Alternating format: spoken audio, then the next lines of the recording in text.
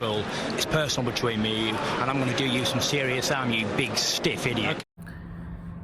The Untouchable True School Sports Empire proudly presents something the boxing game's been missing. Hey, what's going on? It's your boy BT, and I came here to talk some boxing with the thousands of True School Sports subscribers. Now, let's talk about him because he deserves to be talked about, not just for now, not just before the fight, but for the rest of my time here on this earth. Because George Kambosos Jr., he's an absolute inspiration to us all as boxing fans, as someone who covers this sport and watches a lot of fights. And sometimes, you know, you watch these fights and sometimes even fights are good, but this fight, it just tugged on those heartstrings, man, seeing what George Kambosos Jr. did, because this is a guy that I said in the past, you know, go back and check my videos. You know, I did pick Teo to win, so I was wrong, but I did say this fight was going to be dangerous for Teo. I did say that George Kambosos is not this manufactured fighter like these other guys at 135.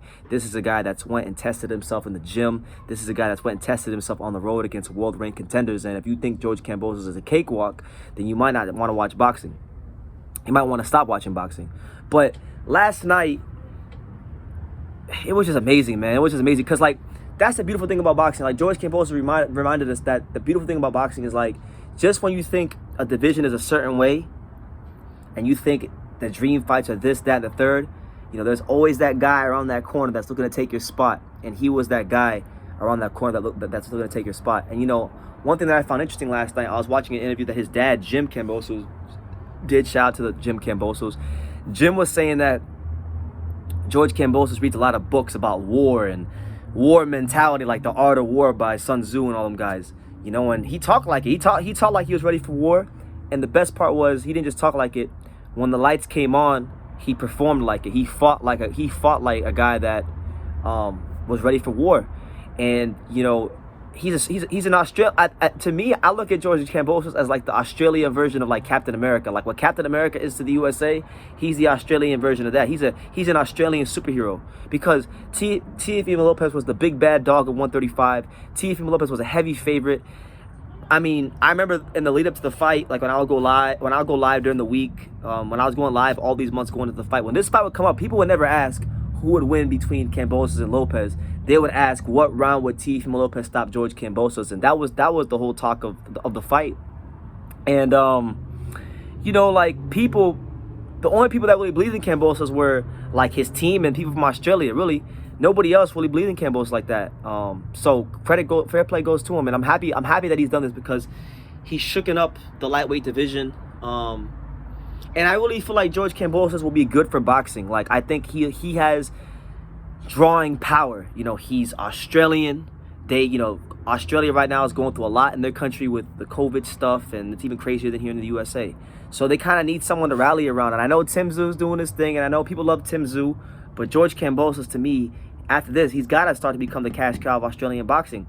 You know, he just beat Teofimo Lopez. He's got all the belts. He's flying the flag high all over the world for Aussie boxing. So, you know, I'm looking at his next fight. I don't think it'll be a big fight. I think he's earned his next fight. He can fight a whatever fighter and make a defense in Australia and give the Australian fight fans a great night out, a great night of boxing. I think it'll be good for boxing because he's gonna have the support of the Australians. He'll probably bring a fight back to Greece at some point. He's the greatest Greek boxer that ever lived. You know, George Kambosos is going to have country behind him. So George Kambosos will overall help the sport. And people like him because he's inspirational. Like, he's inspirational. You hear him talk. You hear him talk about when he was at the local show in Australia and nobody was at his fight. You hear him talk about when he was 11-0 and he had nothing. He had no money. He had nothing. And he bet everything on himself, and that's a message that I can identify with so much in my own personal life, because I've bet everything on myself covering boxing. I left a lot of things. I've lost friends, I've lost girlfriends, I've lost a job to cover this sport and chase this dream. And he did the same thing.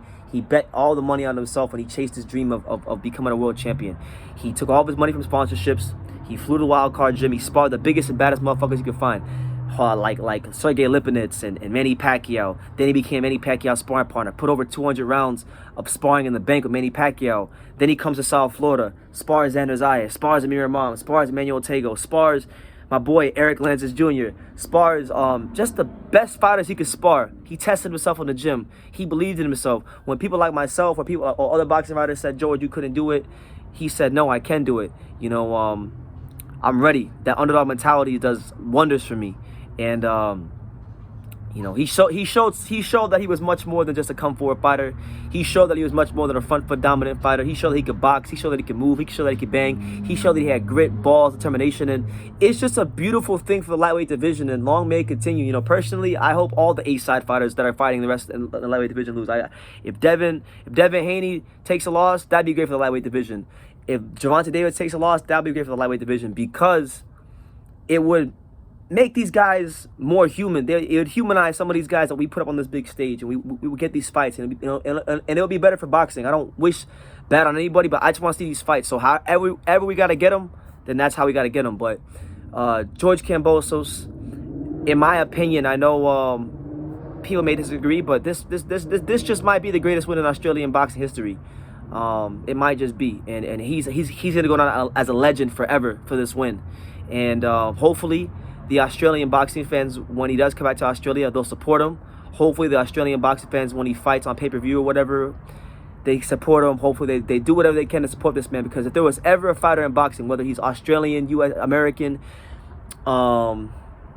British, Mexican, if there was ever a fighter in boxing that has earned support, not just from his country, but universally from boxing fans, is George Kambosos, because he showed what it means to be a true fighter. He showed what it means to beat the odds. He showed what it means to be someone that believes in himself. And I think he's an example to all fighters, that no matter what people say, no matter what they say about you, no matter what obstacles are put in front of you, no matter how many times a fight gets pushed back, whatever comes in your way, if you have that mentality and you truthfully believe it in here, and you actually perform with it here with these fisticuffs on the night, you're gonna become somebody, and you're gonna show the world special things about you. So what's next for George?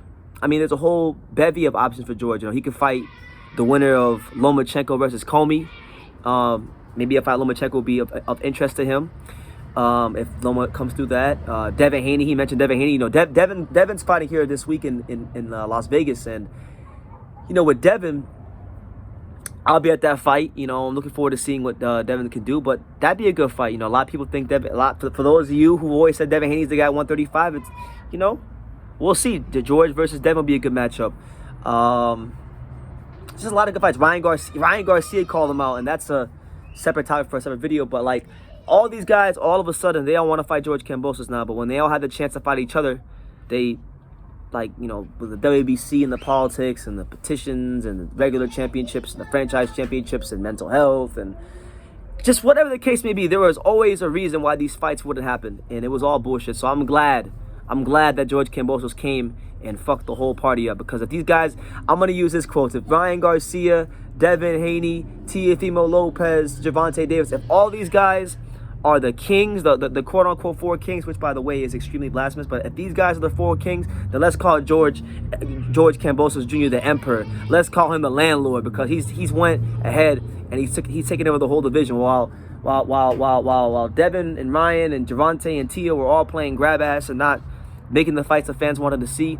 George Kambosos just sat back patiently like a boss, waiting for his shot, and when he got it, he took full advantage of it. So I'm happy with this. And George Kambosos, you know, this is a guy that has made his name, who has spent a lot of time sharpening his skills in the South Florida boxing gyms. You know, I've never had the opportunity or the privilege to meet George Kambosos. It's still something that I've wanted to do for a long time, and hopefully that will come at the right time. But you know, definitely a fan of his, definitely a fan of his mentality. Very inspirational guy. There's been times in my life where I've been down, and I've actually went ahead and listened to some of George Kambosos' interviews just to pick my spirits up, because that's the kind of guy he is. So yeah, you know, shout out to George Kambosos, the fighting pride of Australian boxing, the fighting pride of Greece. You know, the underdog who became the top dog in the lightweight division. He's an inspiration to us all. He's an inspiration to everyone around the world, and I really hope boxing universally respects and supports George Kambosos when he fights next, because he's earned it in a major way. So with that being said, you guys take care. Let me know who do you want to see George Kambosos fight next, and what did you make of his performance against Teofimo Lopez? Because I know people would expect for me to be sad and angry, because I like Teo, and you I support Teo, but nah, no sadness, no anger, no bitterness whatsoever. If anything, it's utter ecstasy, joy, elation that we get to see somebody who told you what he was and actually proved it when the lights came on. I love seeing that. I love when a fighter who nobody believed in talks a big game, gets in the ring, and shows that he was everything he said he was. That's what I love to see.